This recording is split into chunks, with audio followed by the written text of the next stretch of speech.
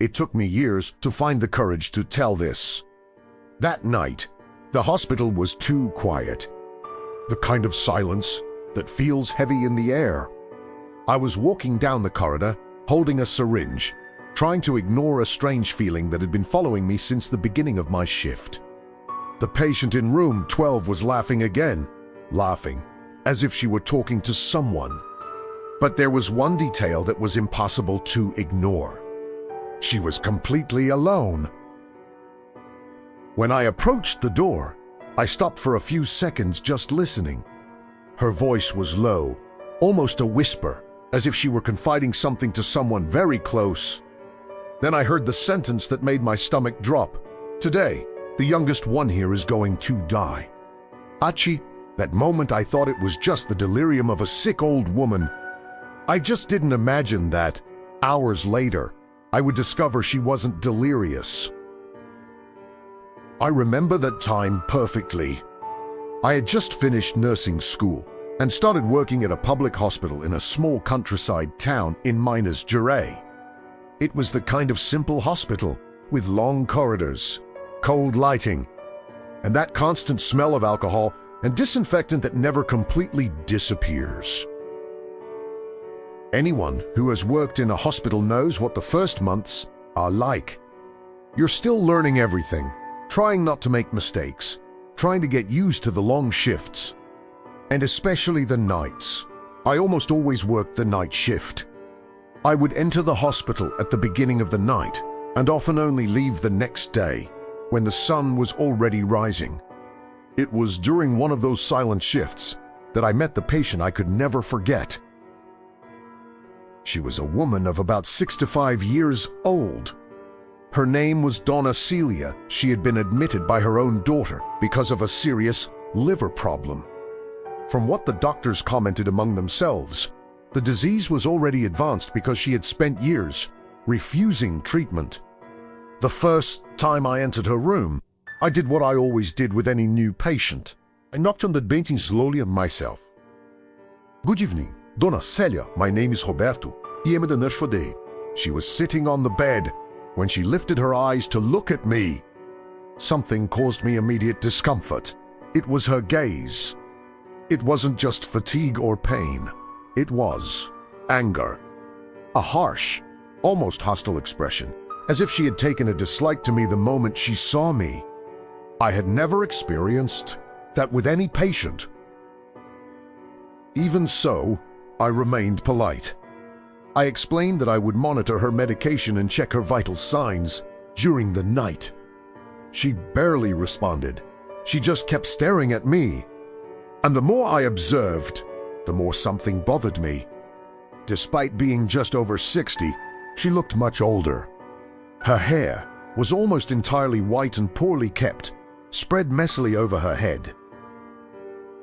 But what really caught my attention were her hands. Her nails were long, full of dirt, neglected in a way that made me feel sorry for her, especially knowing she had a daughter. I thought to myself that maybe she had been alone for a long time. In the following days, I realized that talking to her was practically impossible. She almost always ignored any question. And when she did respond, it was with a rudeness I had never witnessed in a hospital environment. So I started just doing my job. I would enter the room, administer the daily injection, check the equipment, and leave without trying to make conversation. 3 days passed like that. And one thing caught my attention during all that time. Her daughter didn't show up even once. Dona Célia spent the entire day alone in that room. Despite her attitude, I couldn't help but feel a bit sorry. But it was on the third night that something began to change. I was heading to her room to administer medication when I heard a voice coming from inside. It was her voice. She was talking, speaking softly, as if responding to someone. At first, I thought it was something normal. Maybe her daughter had finally come to visit her. But there was a problem. It was already past 11 at night. And at that hour, no visits were allowed. Even so, I knocked on the door and went in. And at that moment, I felt a strange chill run down my spine, because inside the room, there was only her, sitting on the bed, alone. I looked around, trying to understand. "Were you talking to someone?" I asked. She slowly turned her face toward me and answered with the same hostility as always. "What does it matter to you?" The response was so blunt that I decided not to insist. I administered the medication and left the room. But as I walked down the corridor, an uncomfortable feeling began to grow inside me, because I was absolutely certain of one thing. When I was outside the door, she didn't seem to be talking alone. A few hours after that episode, I was in the hospital's small cafeteria trying to drink some coffee to fight off the exhaustion. It was a quiet early morning, the kind where the corridors are empty and sounds seem to echo more than they should. Anyone who has worked in a hospital overnight knows exactly what it's like. There's a moment in the night when everything becomes silent. It was at that moment that a colleague rushed into the cafeteria. He looked at me and said, "Roberto, the patient in room 12 is yours, right?" I sighed yes. He then explained that he had gone there because he heard someone talking and laughing inside the room. But when he opened the door, there was no one else, just the old woman. He shrugged and said that maybe she was delirious because of the illness. Even so, he asked me to go check. At that moment, I didn't think much of it. Patients in fragile conditions sometimes show mental confusion. But when I started walking down the corridor toward room 12, I heard something that made me slow down. It was laughter. A low laugh, but clearly cheerful. And she didn't seem to be alone. There were pauses between the laughs, as if she were listening to someone speak and then responding. I stood still for a few seconds in front of the door, listening. That strange feeling came back. The same one I had felt earlier. I took a deep breath and pushed the door open. As soon as I entered, the room went completely silent. Dona Célia was sitting on the bed.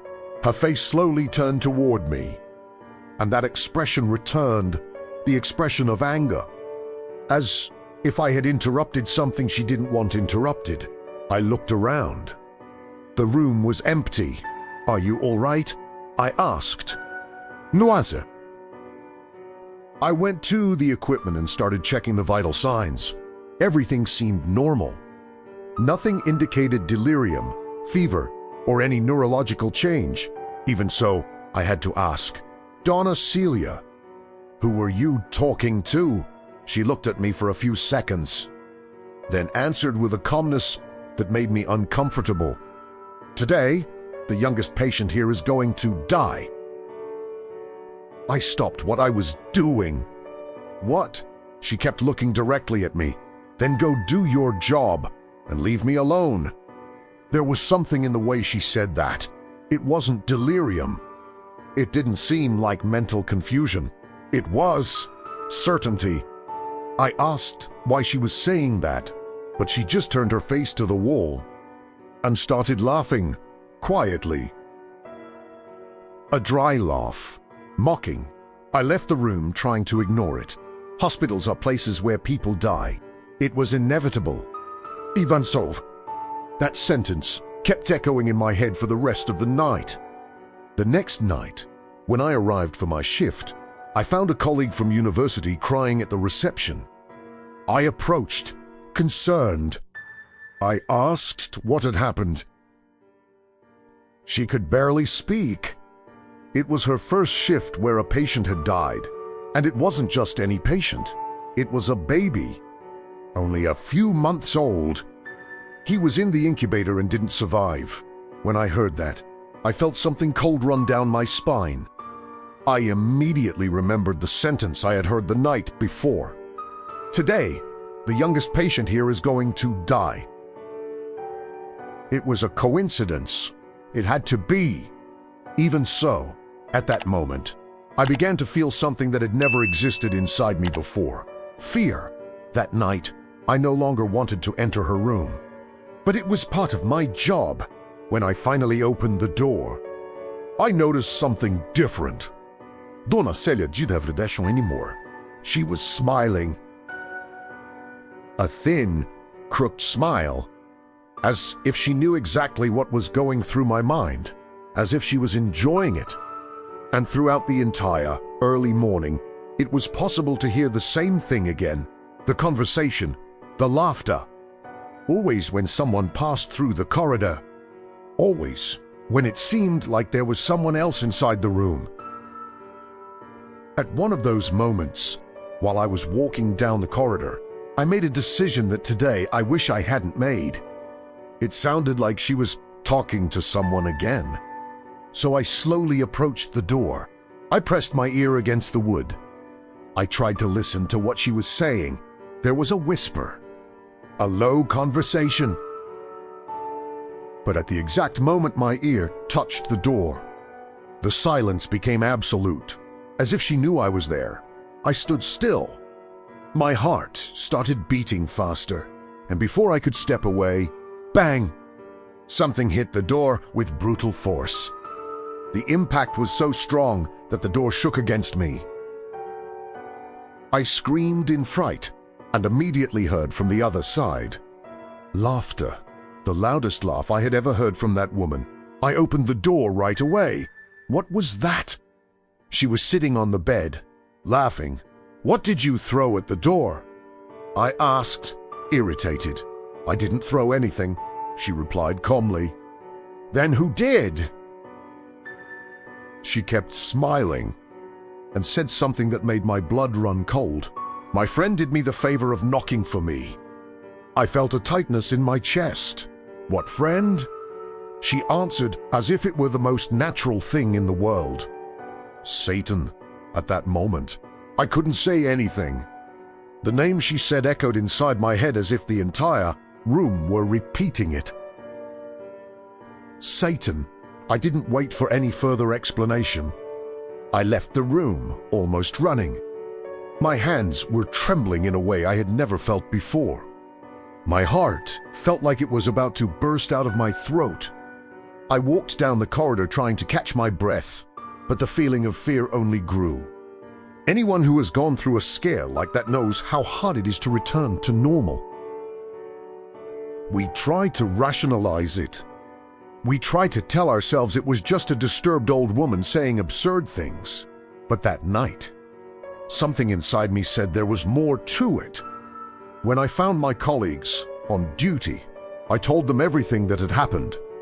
I was still visibly shaken. One of them tried to laugh it off. He said she probably just wanted to scare me. Another commented that elderly patients sometimes develop strange delusions. Even so, seeing my condition, one of the nurses offered to take care of her that night in my place. I accepted immediately. I didn't want to go back into that room at all.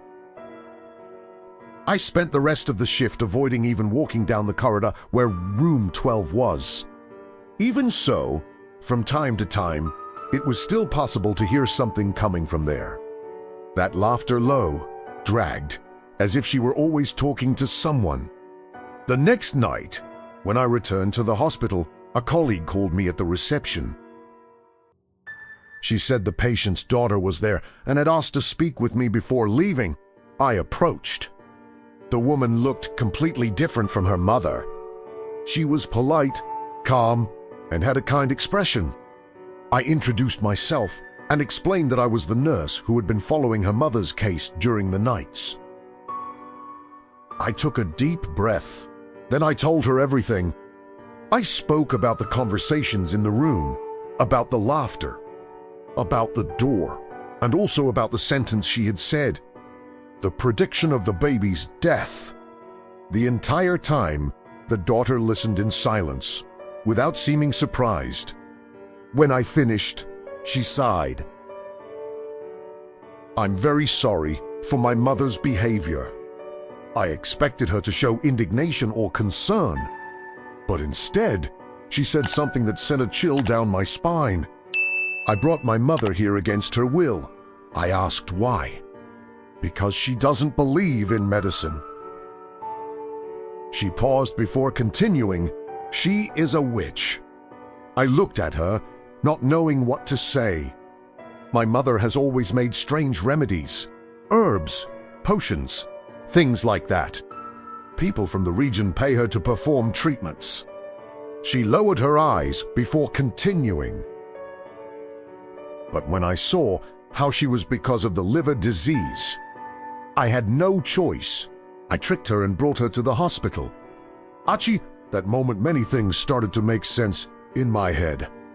The behavior, the phrases, the certainty with which she said those things. And that only made me even more uneasy. Even so, I asked the doctor in charge to switch me to another patient. I explained that I no longer felt comfortable taking care of her.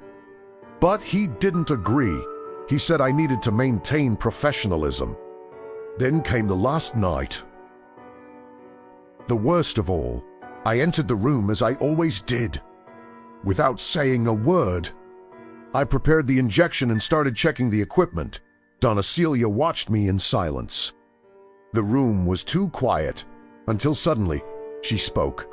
Her voice came out low, almost satisfied. Tomorrow, I'm leaving. I continued doing my job without looking at her. Then she added, I just need to deliver one more young soul to Satan. I froze. For a second, I thought about asking what she meant, but something inside me said I didn't want to hear the answer. I left the room as quickly as I could. As I walked down the corridor, I could still hear her laughter behind me. That dry laughter. Dark? Hours later, close to dawn, the hospital started to more active. And then the news came. Around 5 in the morning, another baby had died in the incubator. At that moment, my legs went weak. I sat down in the corridor, unable to say anything. I spent the rest of the shift trying to hold back tears, because even trying to rationalize it. Deep, my mind, something said it wasn't a coincidence. When I finally went home that morning, I felt a mix of fear, anguish, and anger that I had never experienced before. It took me a long time to be able to sleep. The next night, when I returned to the hospital, my colleagues were at the reception. They were smiling. One of them said, "Don't worry. Your patient is already gone." I asked what had happened. They explained that the doctor had decided to discharge her. Strangely, the liver problem seemed to have improved much faster than expected. She would continue the treatment at home. At that moment, I felt a huge relief. But at the same time, something inside me couldn't accept it. To this day, I don't know what really happened that week. I don't know if that woman was just delirious, or if there was something much darker behind all of it. I only know one thing. After that experience, it took me months to be able to work normally again. Because whenever I enter a hospital during the early morning, sometimes I still remember that voice and the calm way she said, "Today, the youngest patient here is going to die." And to this day, I still can't be absolutely sure that she was lying. Night.